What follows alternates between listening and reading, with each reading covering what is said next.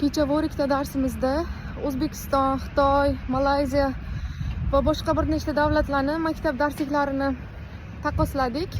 Qay darajada ingliz tili o'quv darsliklarida vatanparvarlik, milliylik ko'rsatilgan, to what extent nationalism is represented degan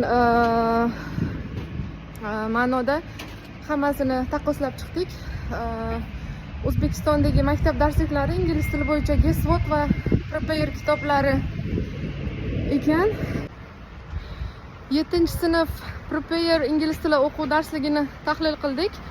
Kitob juda ham yaxshi tuzilgan.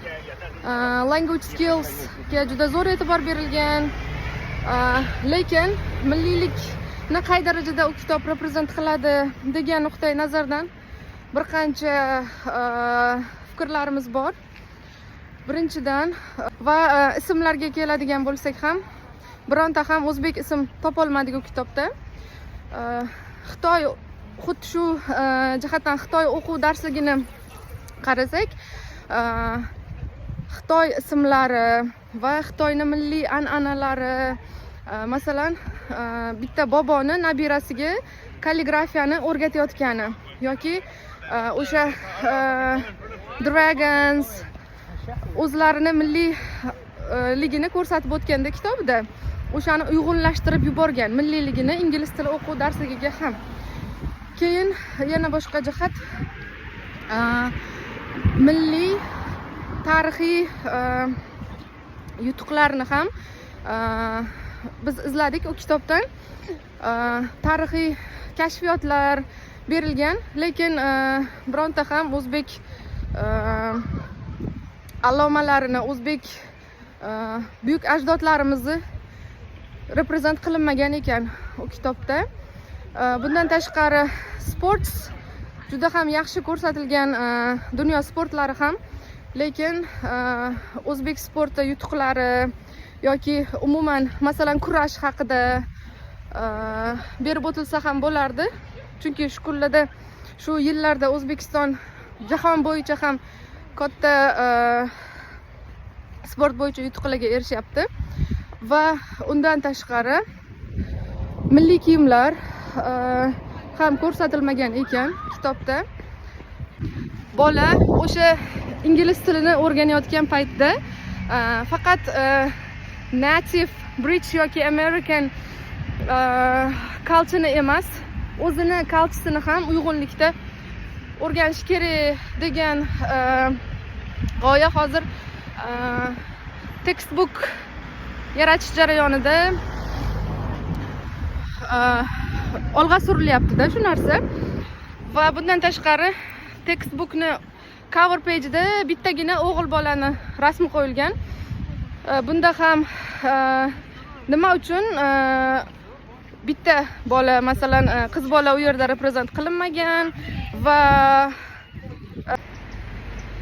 masalan Xitoy o'quv darsligini tahlil qilganimizda har bitta unitda Xitoy milliy madaniyati, Xitoyga xos bo'lgan demak ma'lumotlar berib ketilgan. Biz bu narsani Prepare kitobidan topa olmadik. Masalan, o'zbek millatidagi insonlarni demak qiyofasi, o'zbek ismlari, o'zbek milliy kiyimlari yoki madaniyatimizga, an'analarimizga bog'liq bo'lgan bironta bir aspektni topa olmadik va bizni obyektiv fikrimiz bu kitob haqida shunday bo'lardiki, Prepare kitobini keyingi editionlarida, keyingi tahrirlarida shu narsani e'tiborga olish kerak fikrim. Maktabni boshqa darsliklarida yetarli bu haqda ma'lumot berilgan deyishingiz mumkin, lekin bu narsa albatta ingliz tili darsligida ham berilishi kerak. Chunki asosan mana shu ingliz tili darsligida bolada boshqa davlatlar, umuman o'sha o'zini davlatidan tashqarida bo'lgan hayot tanishtiriladi va bola o'sha yerda o'zini davlatini ham ko'rishi kerak. Albatta bola rivojlansin, o'qisin, dunyoni rivojlangan davlatlariga borib ta'lim olsin va o'sha ta'limini davlatiga olib kelsin. Ya'ni vatanga shoshsin, vatanga qaytsin va shu narsani biz maktabdanoq bu bolaga singdirib borishimiz kerak. Va bunda teachers agency, family agency hamma birgalikda bunga hissa qo'shish kerak bo'ladi.